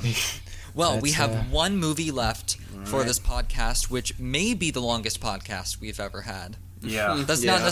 that's not necessarily a bad thing though, because I don't feel like this podcast is really meant to be listened to in one sitting. Yeah, this one. I usually this I one's- break it up into parts sometimes. Yeah, it's this just is a tour. Just whenever you can. One, three Yeah. maybe. so we've got one more movie in store for all of you guys, and that is movie is Ready or Not. Yes. Yeah. wow. You're not. Ready or Not, here I come. Plenty of hijinks Cameron- ensue here. Cameron, hearing you say stuff like that without actually being here almost makes it so much funnier. I can't handle it. Well, thank you. Well. Cameron's got the charm. That's your charm. Oh, stop. We're making him blush. Okay, so Ready or not? Who wants to sum up this one? I can. I Again. can. Or Josh, Or you want Josh? to? okay, I can do it. Yeah. You got Go, it, Josh. go ahead. Okay. Yeah. All right. Okay. Here we go. So, Ready or Not is a movie about this girl named Grace who is marrying into this rich family who became rich through creating board games. Well, their ancestor created board games, Mr. LaBelle. And she has to play a game the night of her wedding. Most of the games will be fine, but one card she shouldn't draw, and it's hide and seek. And of course, that's the one that she draws, because if it wasn't, Ruh-roh. there wouldn't be a movie. Yes. So, she now has to play hide and seek, but the thing is, the family is trying to kill her, because if they don't kill her by sunrise, then something very, very bad will happen Then to the hijinks family. will And ensue. then hijinks, die. Yeah. hijinks Something ensue, hijinks yeah. ensue will happen. Okay, so I liked this movie, I did but too. I had a lot of have fun with one. it. I have one major question that I kept expecting the movie to answer, but it didn't, and I'm really frustrated. Is it why the game's hide and Why seek? is it?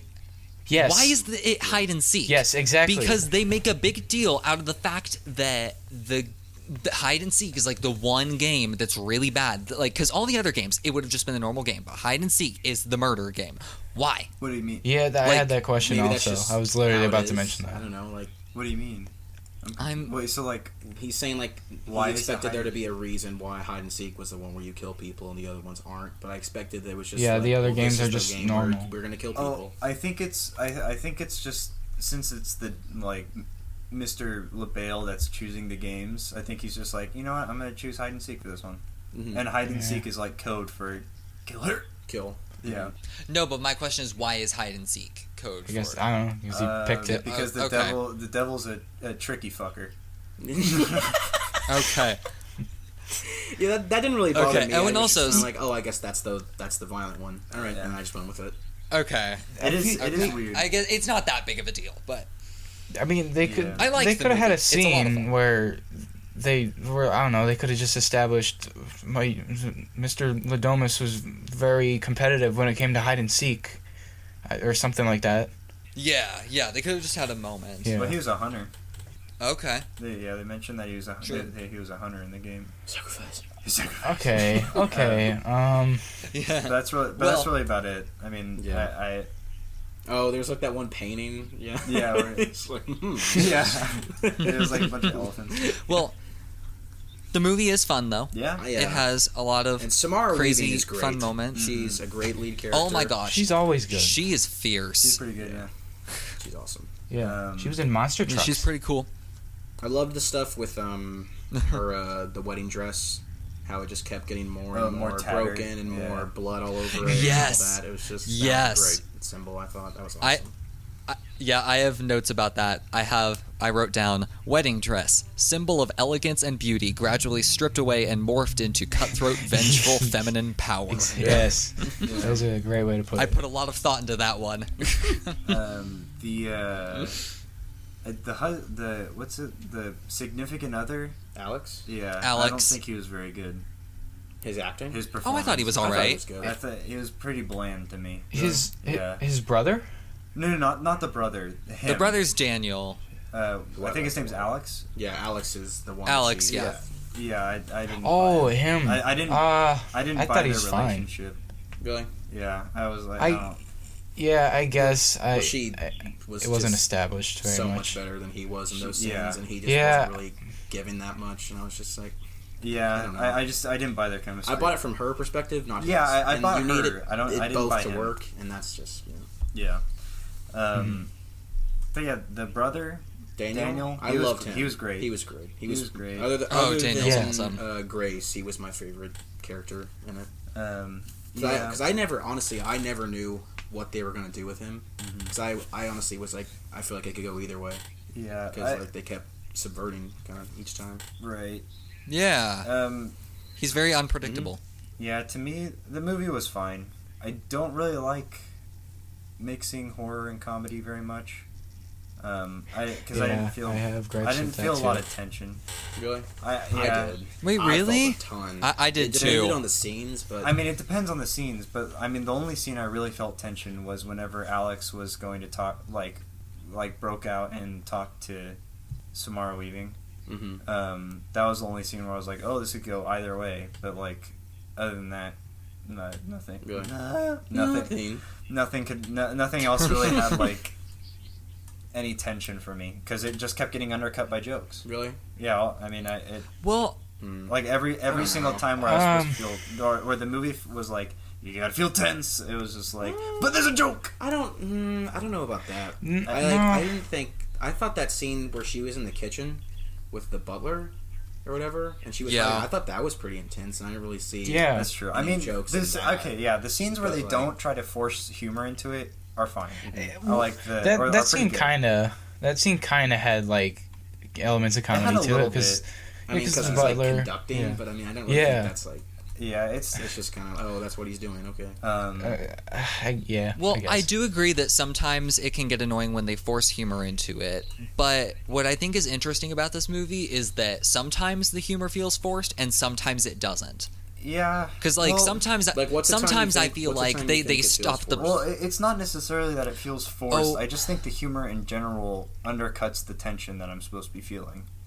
Because I think sometimes it does and sometimes it doesn't. I think most of the I time would it agree does. with I don't. Josh. Yeah. I don't really. I can't think of a joke during like the hide and seek stuff that I feel like doesn't take away from the movie. Wait, what do you mean? Like one Well, that, what do you- that take like a joke. Like every time there's a joke in the like tense part of the movie, Yeah. I don't feel like there's one that doesn't take away from the tension of the scene. Well, I can kind of agree with that to an extent. Because like that, I think I would just Well, really have to I look think at the this movie movie and just is- kinda break it down. But I I, mean, can't think of anything. off the top of comedy. my head, I mean, but- comedy and horror Well, are just are like the most opposite Yeah, like it's hard to genres, mix. because horror is about building tension, whereas comedy is about relieving tension. And Yeah. And if you're gonna do you that, you can't- have to place it really well. Like for example, like I'd say Get Out. Get Out, Yes. yeah, exactly. Get Out, I think, is a good example because you have Yeah. the tense scenes, and then you have And then you've got the comedic scenes, and then you cut back to Yeah. the tense scenes. And they don't ever overlap and try and be like, you don't have Rod, but they're like, when Yeah. they're trying to like I- kill Chris, like. right. I usually like it when they do overlap like that. Usually, Really? because I'm really picky when it comes to like, if you're gonna balance comedy with any other serious genre, I really don't. I just it always breaks the tension for me. But I don't know. I guess it's personal preference. I can't even explain why I like it more that way, but I just like it more that way when it kind of does it simultaneously. Like I said before, like the Art of Self-Defense did, like the way that they balanced comedy and the dark side at the same exact time. Like every time the movie was dark, the movie was also funny. Well, but Yeah. that's 'cause I it was just a dark I just comedy. preferred it more that way. Yeah. Would you not call this a dark comedy? I don't think so. I mean, it's. I would. Well, I get it is dark, and there are comedic elements, but I don't But know it's if darkly. it's a horror. I mean, it's a horror movie. Cool, because it's like what you're by seeing nature, happening. I think it's both. dark. What's But then happening there's is like also really comedy. messed up, but then it's got that bit of humor in there to like kind of ground you more like Well, back yeah, down to but- earth. There's a difference between dark comedies and horror movies, but I don't think this one is both. I mean, usually I would just consider this a horror comedy. usually in horror movies, the comedy is dark because that's just the nature of horror movies. But like Invader Zim is a dark comedy, but it's not horror. And so I don't know if it's like, I don't know if I'd say, I don't know. I just don't. I don't think it mixes unless it's some sort of satire. I don't think it really. Well, I think it just depends. I would call this a dark horror comedy. I mean, because I think. Well, I mean, it is a dark comedy, but I don't think it. But I don't think it works. I don't think the comedic elements work in this movie. All of them. Other than like in the tense scenes, I guess in the second act, up until the climax. Well, for me, I feel like whenever they actually try and stop the plot for jokes, that's when the humor gets a little out of hand and not enjoyable. Well, I agree. Think that when's the time when that happens? But I do think that a lot of times in the movie, humor naturally just kind of shows up out of the sheer ridiculousness of the situation. And sometimes I found myself laughing even when jokes weren't happening because the story is just so insane. Yeah, because... And that's where I found most of the enjoyment from the movie. Okay. Yeah, it feels real because all the characters they're not used to this. This is like the first time they've ever done this. They're using like old weapons that they don't even know how to use, and then they can naturally make mistakes and screw up, and they can make a pretty good joke out of it. And I don't find it distracting because I just felt like it was meant to be there. Well, I don't know, because the thing is you're supposed to root for Samara Weaving, and so by that you're supposed to find the antagonist antagonizing and threatening, but I didn't find them threatening because I was supposed to be laughing at them. I think you can like have an antagonist that is still comedic. There's but they're supposed to be threatening. They can be. I think they can be threatening. I didn't think they were threatening. I thought the only reason they they would be pretty threatening. Threatening is because they had a weapon. I didn't think they were threatening characters. Yeah.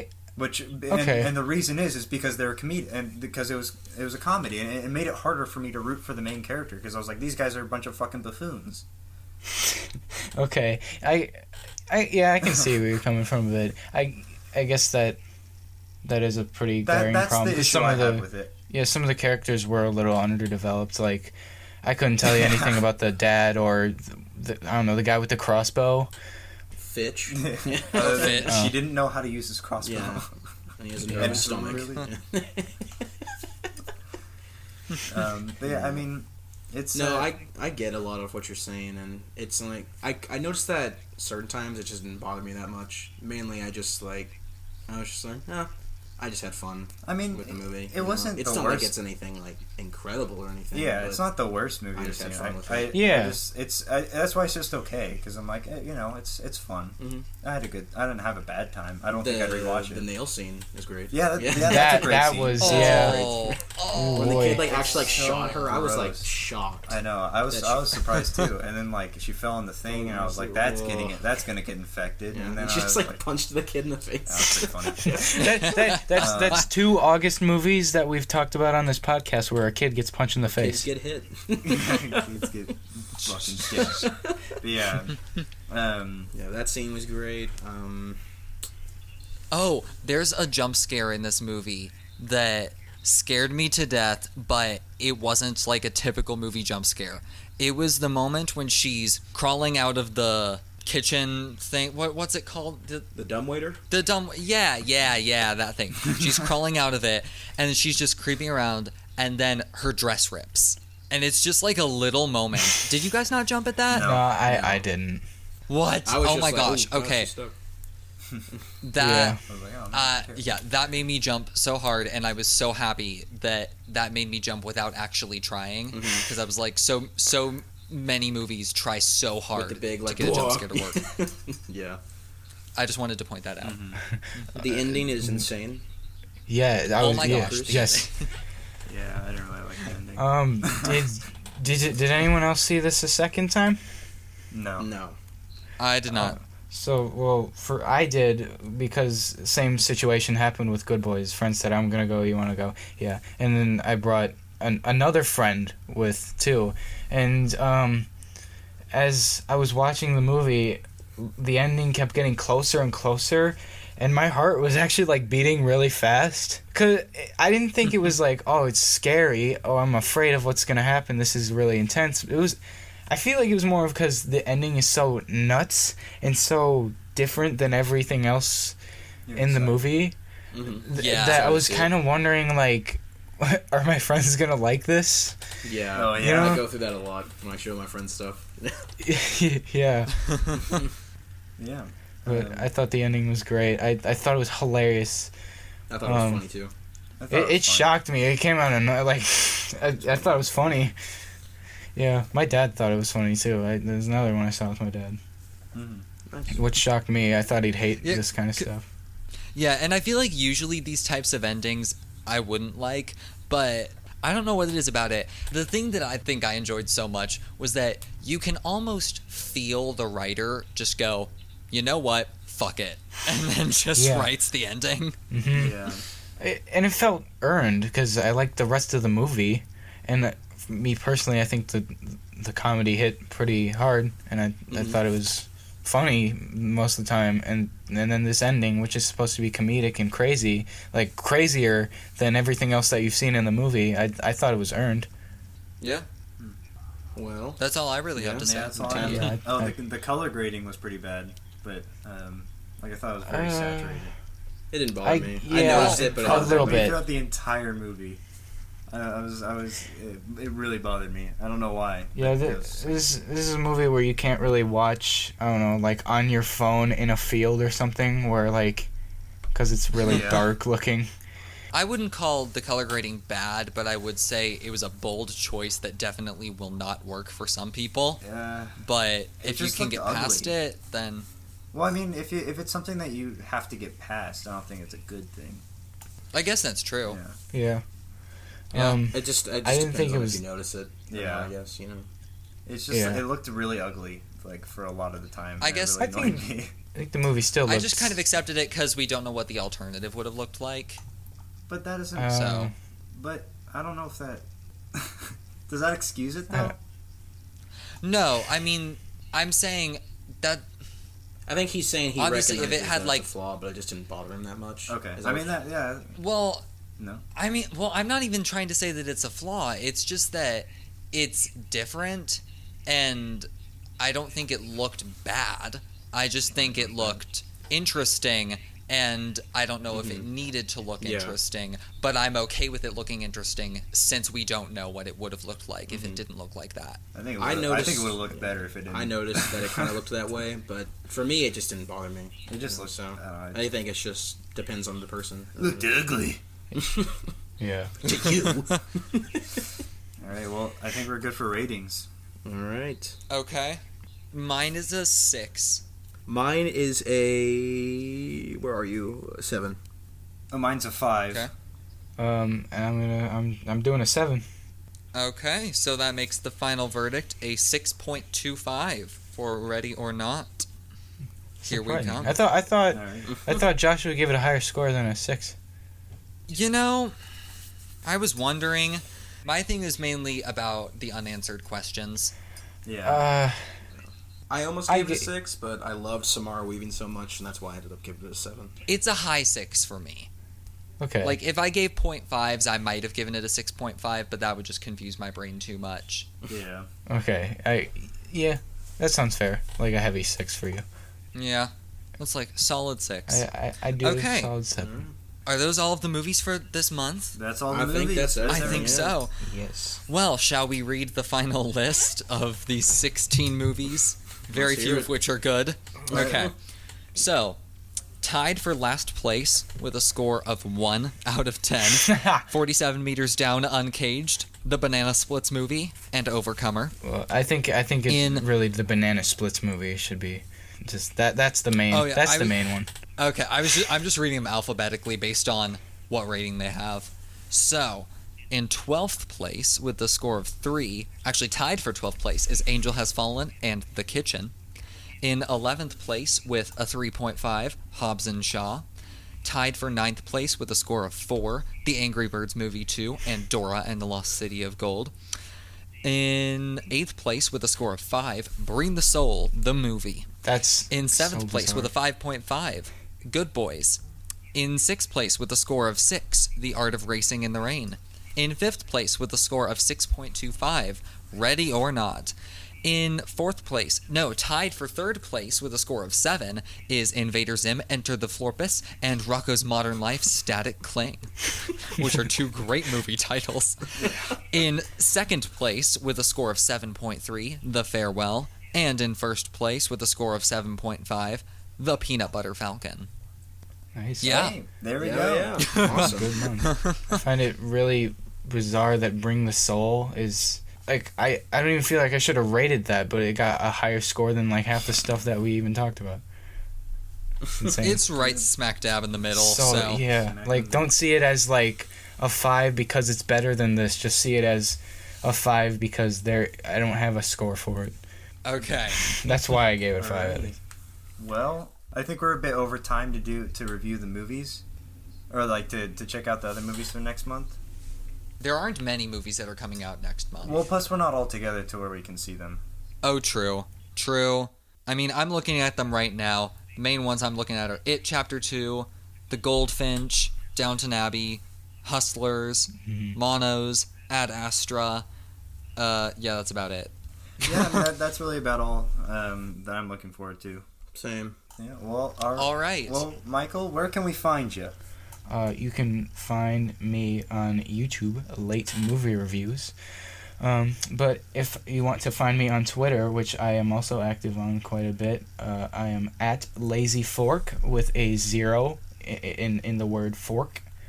No spaces or underscores or hyphens or anything. Just straight Lazy Fork with a 0.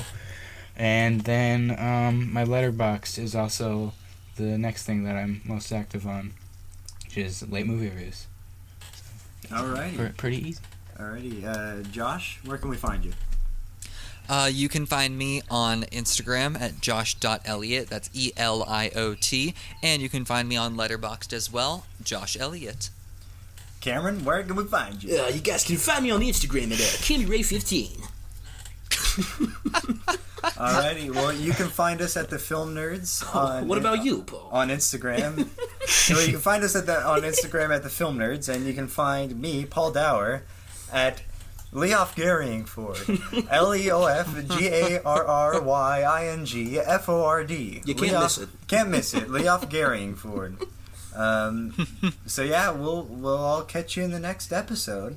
We love you all. All right. Thank you for listening. Thank you so much for joining us, Michael. Oh, Yeah, thanks. dude. Thanks for joining us. Thank you for coping with my awkwardness. This is a thing that I had trouble doing.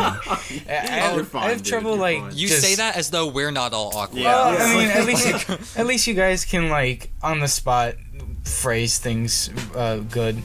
That's something I have a little bit of trouble with. Oh, you're good at that too. Yeah. Well, see you guys next time. Not me though. Bye. I'll be here. Bye. Oh wait, Paul, don't forget. Oh. The bell.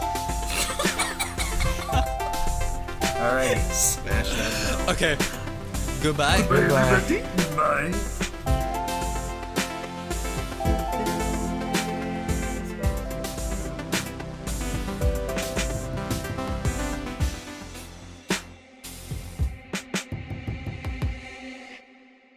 I have a good idea.